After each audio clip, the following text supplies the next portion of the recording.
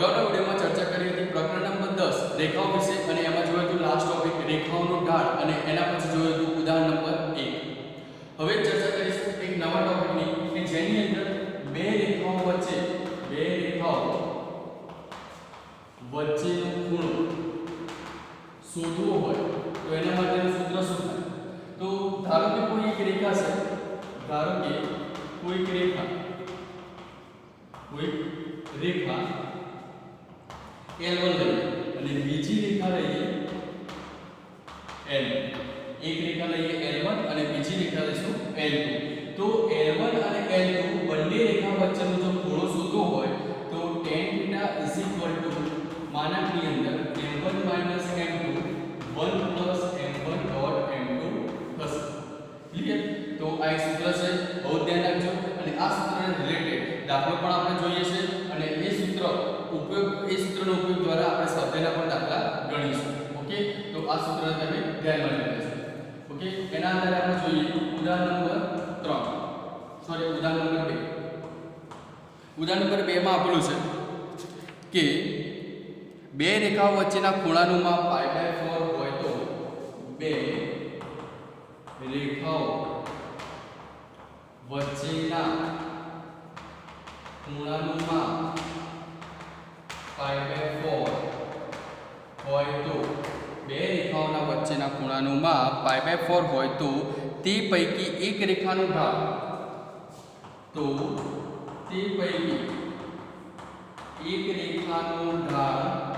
આપણો શું કેટલો 1/2 આપણો છે. એક રેખાનું ઢાળ 1/2 હોય તો બીજી રેખાનો ઢાળ શોધો. બરાબર ધ્યાન રાખજો. ક્વેશ્ચન ની અંદર કે કોઈ બે રેખા છે અને એ રેખાની અંદર ખૂણાનું માપ આપી દીધું. તો અહીં આપણે શું લખશું કે સોલ્યુશન ની અંદર લખશું કે ખૂણાનું માપ એટલે શું લખાય? થીટા. ખૂણાનું માપ થીટા બરાબર કેટલું આપી દીધું છે? π/4. ઓકે, એક રેખાનું ઢાળ એનો મતલબ શું થાય? m1 એટલે એક રેખાનું ઢાળ. m1 ની કિંમત આપી છે 1/2 છે. બરાબર હોય તો બીજી રેખાનું ઢાળ શોધવું એટલે શું શોધવાનું? m2 ની કિંમત આપણે શોધવાની થશે. બરાબર, તો બે રેખા વચ્ચેના ખૂણાની માપની વાત છે એટલે આપણે સૂત્ર કઈ લખશું કે જો બે રેખાનું ઢાળ m1 અને m2 હોય તો તેમની વચ્ચેનો ખૂણો શું લખાય? તેમની વચ્ચેનો ખૂણો લખાશે tan θ માનાંકમાં m1 - m2 1 + m1.m2 થશે. ક્લિયર? આ જે સૂત્ર છે એ સૂત્રનો ઉપયોગ અહીંયા કરવાનો છે. ઓકે, તો m1 ની કિંમત કેટલી છે? 1/2 અને θ ની કિંમત કેટલી છે? π/4. તો આપણે લખશું tan π/4 m1 એટલે લખશું 1/2 - m2 1 + m1 ની કિંમત હશે 1/2 અને m2 જે કિંમત આપી છે એ કિંમત આપણે મૂકી દીધી છે. હવે tan π/4 ની કિંમત ધોરણ 10 માં તમને સમજ્યાશો કે ટેબલ શોધતા હતા કે ટેબલની અંદર π/4 એટલે 45. તો 45 ની કિંમત કેટલી થાય? 1 થશે. ઓકે, તો 1 બરાબર 1/2 - m2 છેદમાં 1 + 1/2 m2 થશે. હવે માનાંકની અંદર જે પદ છે એનું સાદુરૂપ આપે તો શું થશે? અહીંયા જોઈ લેજો કે 1 બે લસા લેશે તો એનો ગુણાકાર કોના જોડે થશે? m2 સાથે. તો આવું લશે 1 - 2m2 બે લસા હશે છેદમાં 2 નો ગુણાકાર એક જોડે તો 2 + m2 છેદમાં 2. ઓકે, તો એ માનાંક કમ્પ્લીટ થઈ ગયો. હવે તમે જોઈ શકશો કે 2 અને 2 જે લસા છે શું થઈ જશે? હટી જશે. અને જ્યારે માનાંક છૂટો પાડશે ધ્યાન રાખીશું આ માનાંકને જ્યારે છૂટો પાડીશું ત્યારે એની બે કન્ડિશન થશે. એક થશે પોઝિટિવ અને બીજી થશે નેગેટિવ કન્ડિશન. બરાબર, તો આપણે એવું લખશું 1 - 2m2 છેદમાં 2 + m2. એક લેશું પોઝિટિવ કિંમત એટલે કે 1 જ લેશું અને બીજી વખતે નેગેટિવ કિંમત લેશું 1 - 2m2 2 + m2 -1. તો એક વખત પ્લસ લેવાનો આન્સર, બીજી વખત શું લેવાનું? માઈનસ.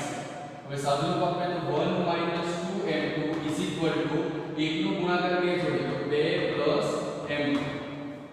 क्लियर। तो चलो -2m को ये से m2 आ साइड આવશે ટોટલ શું થશે 3m2 તો -3m2 2 1 કેટલા થશે 1 એટલે m2 ની કિંમત શું થઈ ગઈ m2 ની કિંમત થઈ ગઈ -1/3 ઓકે -1/3 તે જ રીતે ત્યાં સાથે રૂપ આપે 1 2m2 2 m2 થશે હવે -2m2 છે -m2 આ સાઈડ આવશે તો શું થશે -m2 -3 તો m2 બરાબર કેટલા થઈ ગયા 3 થઈ ગયા એનો મતલબ એવો થયો કે બે રેખા વચ્ચેનો જો ઢાળ આપેલો હોય m1 અને m2 તો એની અંદર જે m2 મળશે એ m2 ની કિંમત કેટલી મળશે 2 મળશે કાં તો -1/3 મળશે કાં તો 3 મળશે એટલે આપણે લખી શકાય આથી લખી શકાય કે બે રેખાઓ વચ્ચે ના ખૂણાનું માપ જો π/4 હોય અને રેખાનો ઢાળ એક રેખાનો ઢાળ 1/2 હોય એક રેખા એટલે m1 નું જ્યાં 1/2 આપેલો હોય તો m2 ની કિંમત થાય -1/3 અથવા m2 બરાબર કેટલા થશે 3 થશે ઓકે એમ કરીને કેટલા જવાબ આવશે બે જવાબ આવશે m2 -1/3 અથવા m2 બરાબર શું થશે 3 થશે તો આ રીતે આપણે દાખલા નંબર એટલે કે જે ઉદાહરણ નંબર 2 છે એનું આપણે સોલ્યુશન લઈએ છીએ ઓકે તો રાઈટ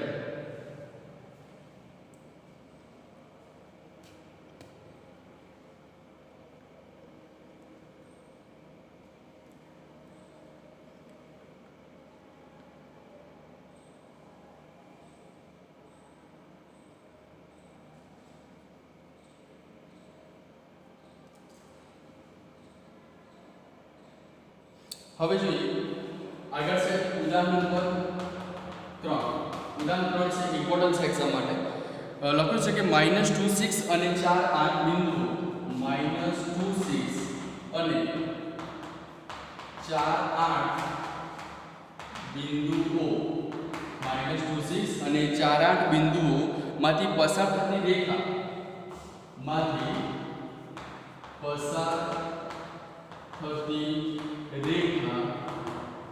પસાર થતી રેખા અને 8 12 અને બીજો પોઈન્ટ સાથે છે 8 12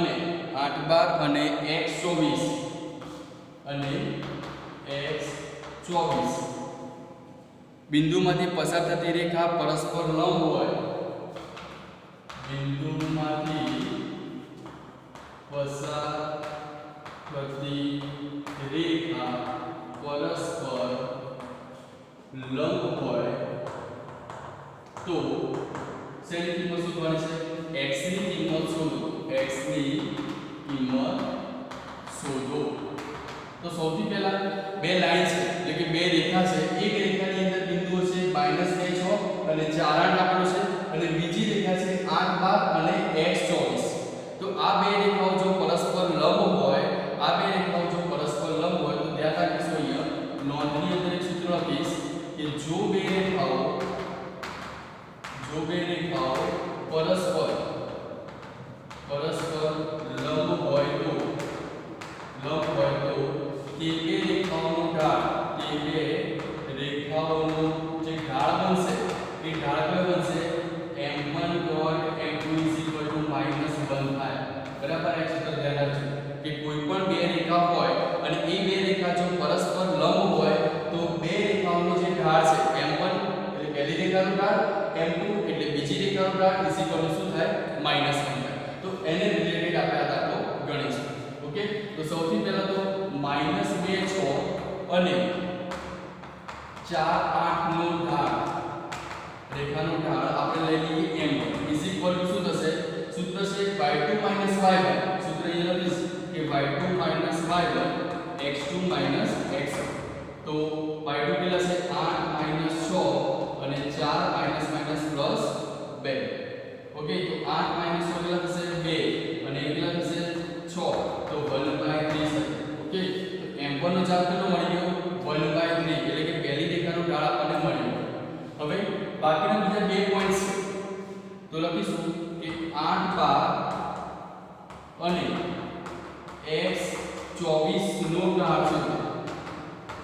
બે બિંદુઓ માટેનું જે ઢાળ છે એનું સૂત્ર શું થશે y2 y1 અને x2 x1 y2 y1 છેદમાં x2 x1 ઓકે તો ચલો y2 કેટલા છે 24 12 અને x માઈનસ શું થશે 8 થશે તો 24 માંથી 12 છે એટલે કેટલા રહેશે 12 રહેશે અને x 8 એમ આપીશું ઓકે અને પરિણામ નંબર 2 આપીશું અને પરિણામ નંબર 1 આપીશું હવે ધ્યાન એ રાખવાનું છે કે બંને રેખાઓનો ઢાળ શું થવો જોઈએ -1 થવો જોઈએ કે બંને રેખાનો ઢાળ -1 ક્યારે હોય કે જ્યારે પરસ્પર લંબ હોય ત્યારે એનો મતલબ એવો થયો કે અહીંયા લખીશું પરિણામ 1 પરથી પરિણામ 1 અને પરિણામ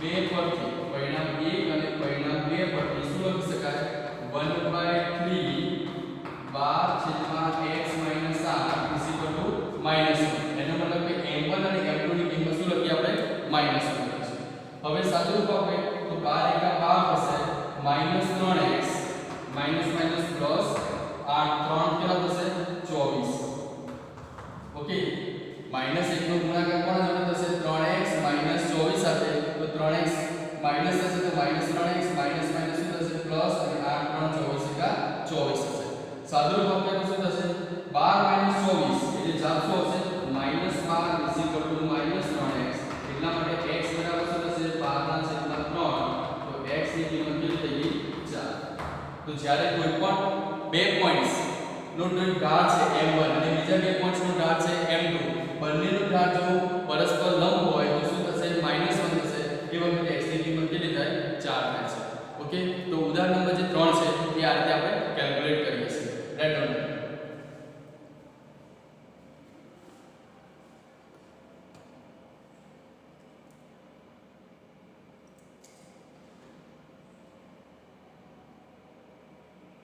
હવે આગળ જઈએ એક નવા ટોપિકની શરૂઆત કરીએ કે જેની અંદર ઉદાહરણ નંબર 4 રિલેટેડ છે બરાબર તો ઉદાહરણ નંબર 4 પહેલાનો એક ટોપિક છે ત્રણ બિંદુઓની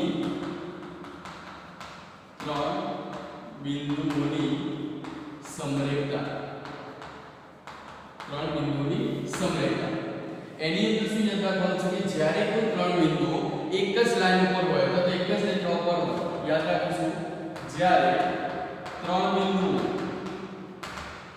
યામ સમતલમાં એક જ રેખા પર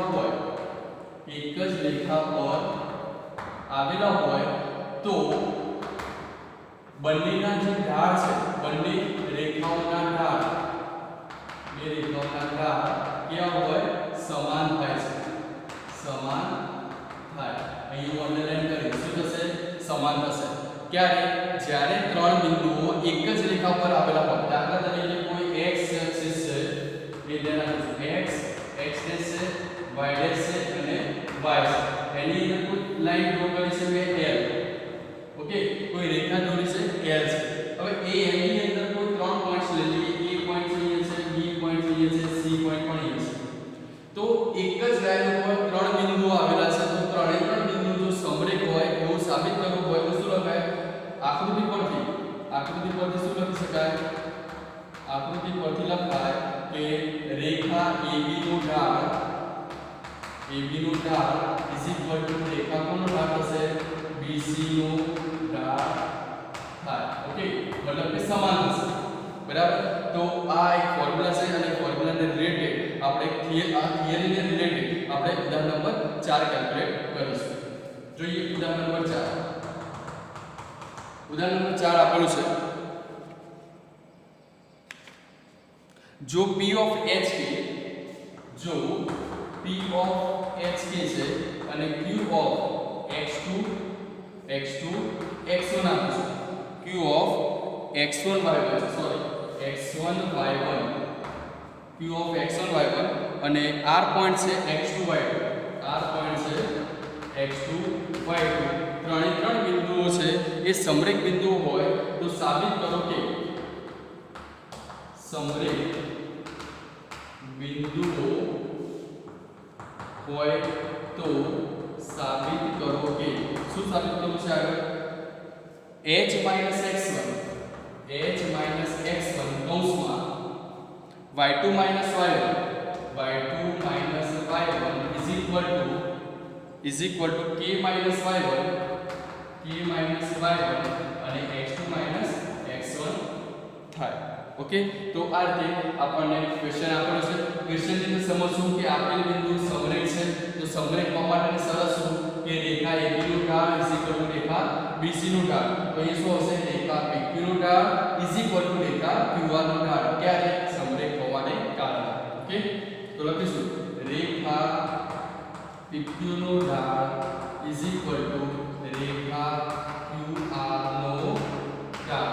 ઓકે, બંનેની અંદર સૂત્ર લખીશું. PQ નું ઢાળનું સૂત્ર શું થશે? તો PQ y2 y1 એટલે શું આવશે? y1 k is equal to x1 s હશે. એ જ રીતે QR નું ઢાળ શું થશે? તો QR નું સૂત્ર શું થશે? Q અને R વિચારીએ તો y2 y1 એટલે કે y ની બાદબાકી છેદમાં xm ની બાદબાકી એટલે શું હશે? x2 x1. હવે સાબિત કરવા માટે જોઈએ કે h x1 જોડે શું આપણું છે? y2 y1 એટલે ક્રોસ ગુણાકાર લઈએ તો શું થશે? y1 k x2 x1 is equal to y2 y1 over x1 h જે આપણે સાબિત કર્યું છે. તો ક્રોસ ગુણાકાર કરશું તો આપણને જે પદ સાબિત કરવું છે એ આપણને મળી જશે. ઓકે, તો ઉદાહરણ નંબર જે 4 છે એ તમે રાઈટ કરી લો.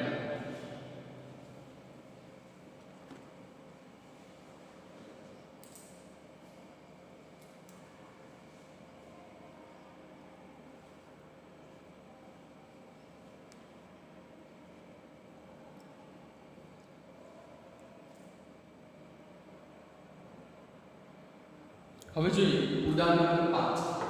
ઉદાહરણ નંબર આપેલું છે 5 માં. એમાં એક આકૃતિ આપેલી છે. આકૃતિની અંદર સમય વિરુદ્ધ અંતરનો આલેખ આપેલો છે. અહીંયા લખીએ સમય અને અંતર. અંતરને લેશું d અને સમયને લેશું t. ઓકે, x ડેશ અહીંયા x, અહીંયા થશે y ડેશ અને એ શું થશે? y. અને એના આધારે એક રેખા ઉપર 3 બિંદુઓ આપેલા છે. એક રેખા ઉપર 3 બિંદુ જેની અંદર બે બિંદુની અંદર છે અહીંયા 2 પોઈન્ટ છે, બરાબર. અને ત્રીજો પોઈન્ટ આપણે અહીંયા ધારવો પડશે. ત્રીજો પોઈન્ટ ધારવો પડશે. એ ધારવાની અંદર પોઈન્ટ લઈ લઈએ T અને D છે. T અને D છે અને પોઈન્ટ્સ આપેલા છે 0 to 3 અને 3 8. તો આના આધારે એવું કહેવા માંગે છે કે જ્યારે t બરાબર 0 હશે, જ્યારે t બરાબર 0 હશે ત્યારે d ની કિંમત કેટલી થશે? 2 થશે. જ્યારે t બરાબર 3 હશે ત્યારે d ની કિંમત કેટલી થાય છે? 8 થાય છે. તો એના આધારે ક્વેશ્ચન લખ્યો છે કે સમય અને અંતરના બે સ્થાન છે. જ્યાં t બરાબર 0 થાય ત્યારે d બરાબર 2 થાય અને t બરાબર 3 થાય ત્યારે d બરાબર 8 આપેલ છે. તો ઢાળનો ઉપયોગ કરવાનો છે. શેનો ઉપયોગ કરવાનો છે? ઢાળનો ઉપયોગ કરવાનો છે. અને ઢાળનો ઉપયોગ દ્વારા આપણે શું કરવાનું છે? ગતિનો નિયમ મેળવો.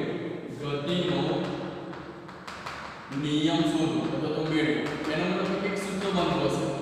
તો ગતિનો નિયમ મેળવો એટલે કે અંતર એ સમય ઉપર કઈ રીતે આધારિત છે તે બતાવો. એટલે કે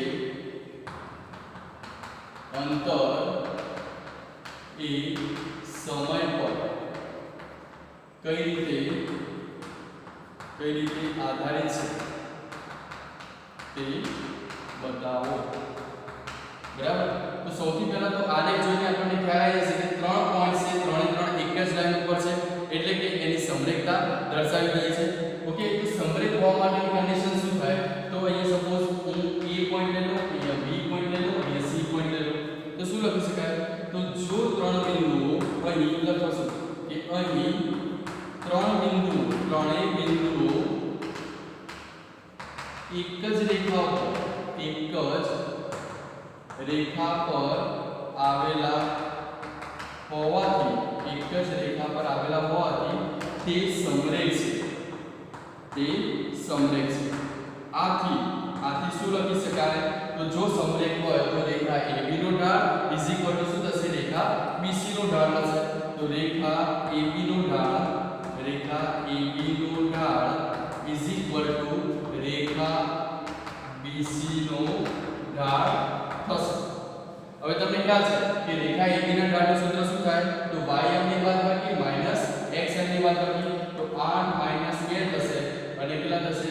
8 2 અને 3 0 થશે. રેખા AB નું ઢાળ મળી ગયું. તો અહીંયા શું થશે? BC ના ઢાળ માટે તો b અને c વિચારો તો d 8 છે તો d 8 થશે અને એ શું થશે t 3 સૂત્ર કયું વપરાય છે y ની બાદબાકી અંશમાં આવશે અને x ની બાદબાકી છેદમાં આવશે તો 8 2 એટલે તો 6 થશે છેદમાં 3 ઇઝ ઇક્વલ ટુ સોરી 8 2 6 થશે છેદમાં 3 d 8 છેદમાં t 3 થશે ઓકે હવે 3 નું શું થશે 6 એટલે શું લખી શકાય 2t ક્રોસ ગુણાકાર કરીશું 2t 3 નું 6 ઇઝ ઇક્વલ ટુ d 8 થશે તો સમયનો અંતર ઉપર આધારિત નું સૂત્ર કયું બનશે 2t is equal to d 8 plus 6 તો 2t is equal to d શું થશે 2 થશે ઓકે તો એના પરથી d ની કિંમત લાવીએ તો d બરાબર શું થાય 2t 2 અથવા શું લખી શકાય d બરાબર 2 કૌંસમાં t 1 આપણે કમ્પ્લીટ કરી સૂત્ર લાવી શકીએ છીએ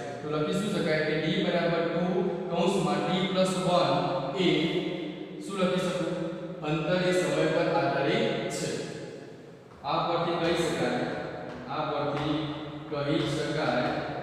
કે અંતર એ સમય પર આધારિત છે અંતર એ શેના પર આધારિત છે સમય પર એનો મતલબ